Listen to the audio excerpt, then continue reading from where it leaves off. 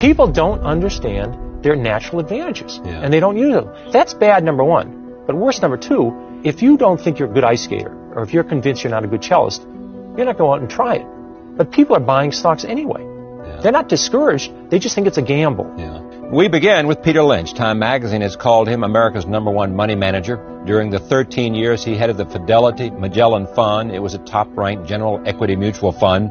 His new book, Beating the Street, offers advice on picking stocks and maximizing profits, and he's here to talk to us about a lot of things. Peter, welcome to the broadcast. You wrote a book called One Up on Wall Street, and I think that's one of the best-selling books ever about Wall Street, if I'm not correct, and you can correct me. And so why then did you write another book? Okay.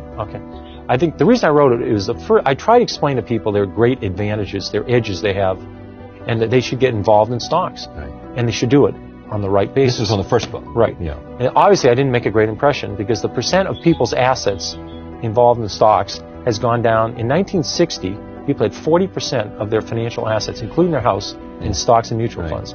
In 80, that was down to 25%. It's now down to 17%. And why do you think that is? Well, I think people, in the decade of the 80s was the best decade this century for stocks.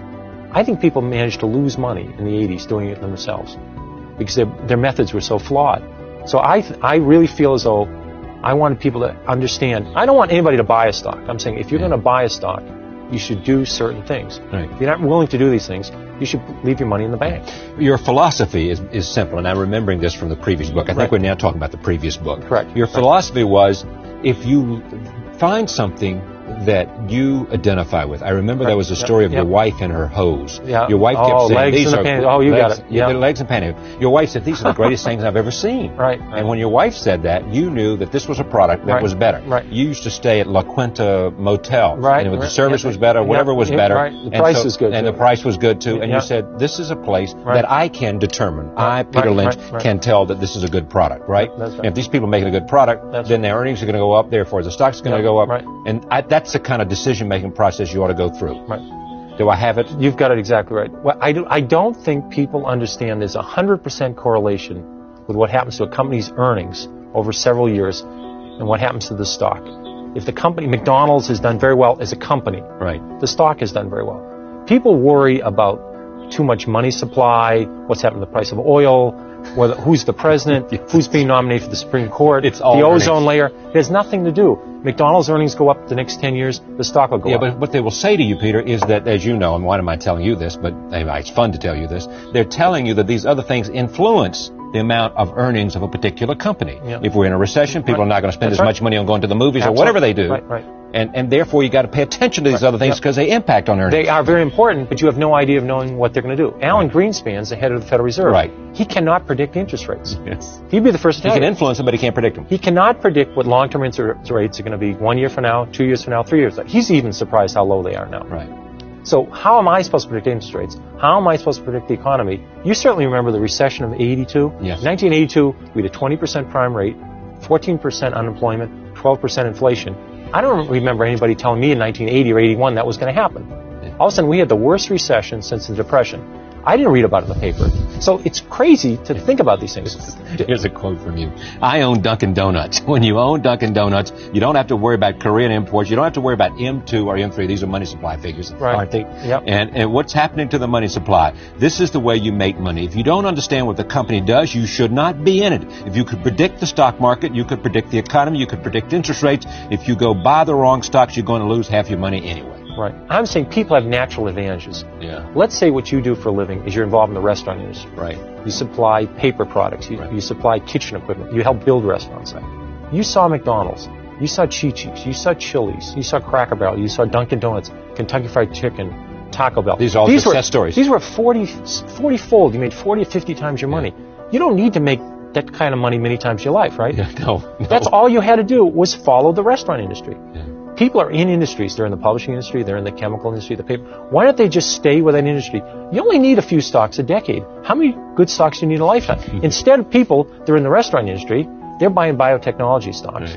The people in the chemical industry nothing about biotech. it. The people in the chemical industry are buying oil stocks. Right. It's absolutely absurd. People don't understand their natural advantages, and they don't use them. So that's bad, number one. But worse, number two, if you don't think you're a good ice skater, or if you're convinced you're not a good cellist, you're not going to go out and try it. But people are buying stocks anyway. Yeah. They're not discouraged. They just think it's a gamble. Yeah. So therefore, they go forward and they bet on one stock for a week and a half, and it goes up, and they make $2 on it. Then they sell it, and they buy something else. When 3 years is over, all they've done is generate a lot of commissions, and they've probably lost money. That's a mistake. So your advice is what? If you don't understand a company, if you can't explain it to a 10-year-old in 2 minutes or less, yes, don't own it. Because when it goes down, let's say the stock goes down 2 points. You won't understand what's going on. What do? Do you buy more? Do you flip a coin? And chances are your broker doesn't either? He or she certainly doesn't know about it. I mean, who knows what all these things are with auto-backed planes and megaflops? Who knows what all this? So buy what you know. Buy in your industry, buy what you know, buy local companies. Yeah, so suppose you don't have an industry. I mean, you don't really... You buy local companies, companies in your own industry. 10 years after Walmart went public, 10 years after Walmart. 10 years after it went public, it's a 25-year-old company now. Right. You could have bought the stock and made 50 times your money on it. 50 times. This is if you bought it 10 years after it was public already. Yeah. It already gone up 5-fold. So you could have made 250-fold. But I'm saying, let's say you were in a town, they came into it and they said, boy, these prices are great, they're doing terrific, I like the bargains. You checked it out. You spent a little bit of work on it. Yeah. I mean, people are very careful. When they buy a dishwasher, they do some research. They'll put $10,000 in some stock they hear on a bus. So if you did a little bit of research, you'd say, Walmart's only 10% of the country. They're not even saturated there. Why can't they go to the rest of the country? So is this is more of the same? Is it what it is? It's more of the same. Plus, I show examples. It's a touch more detailed. It actually shows me in action. Right. I picked 21 stocks early in 1992. Right. Some work, some don't. I follow those companies. Some of the companies, the fundamentals deteriorate. Some they improve. I watch those companies go through the year. I also explain the retail industry. I try and make it very simple. And I talk about a wonderful example. Is a 7th grade class. Yeah. The teacher of that read my book, and my first book that you were talking about. You and I did a show on that in Washington. You remember that show? This is a long time ago. She read the book, and I said, if you made it through 5th grade math, you can do it in the stock market. She says, okay. She started teaching it in 7th grade, 7th grade class. These kids had to study companies. They had to look at their balance sheets to see if they're solvent. Yeah. And they picked stocks. These stocks were up 69% over 2 years when the market was up only 20%.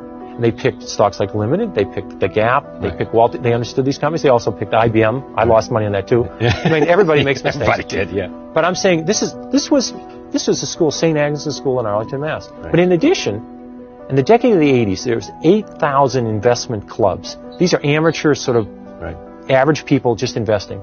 These investment clubs, 62% of these clubs beat the market. In the decade of the 80s, only 25% of professionals beat the market. Right, let me go back to one other subject. You're coming back to Fidelity, aren't you? Aren't you going to do something? When I finish this book, I've been working about 1 or 2 days a week the last year and a half on this book. Right. Now I'm done with the book. I'm going to go back to maybe 1 day a week, working with the younger analysts, just listening to them, talking to them. I'm not telling them to buy Xerox, to sell Xerox. Your old lifestyle. Not totally. I'm not going to run another fund. 13 years was plenty of running a fund. I'm just going to work with younger analysts, let them ask questions, I'll ask them questions. It's going to be a lot of fun. Now, do you manage any money for anybody other than yourself? No, I manage money with other people for some charities. Right.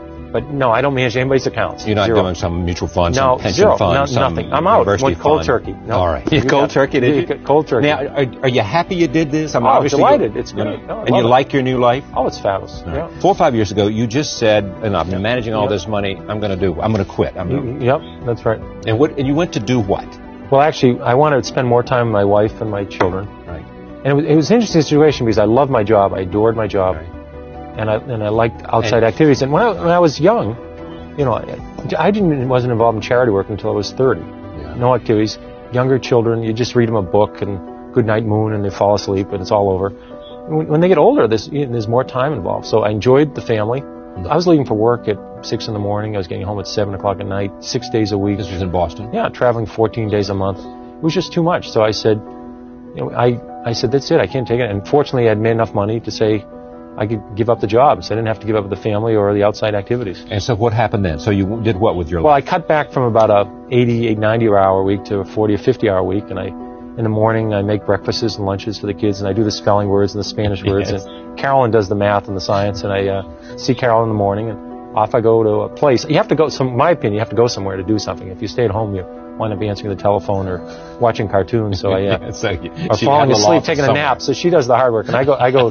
Fidelity gave me an office, and I have a secretary, and I spend majority of the time working on charity things like inner city schools, inner city libraries, inner city housing, United Helping Way. people manage their money, or No, not at all. None just of that. No. just Some of the charities I'm on the investment committee Right. of some of the Museum of Fine Arts. I'm involved in Mass General Hospital, Boston College, but United Way. But all the extra things I added to were real hands-on, actually being involved in charitable activities.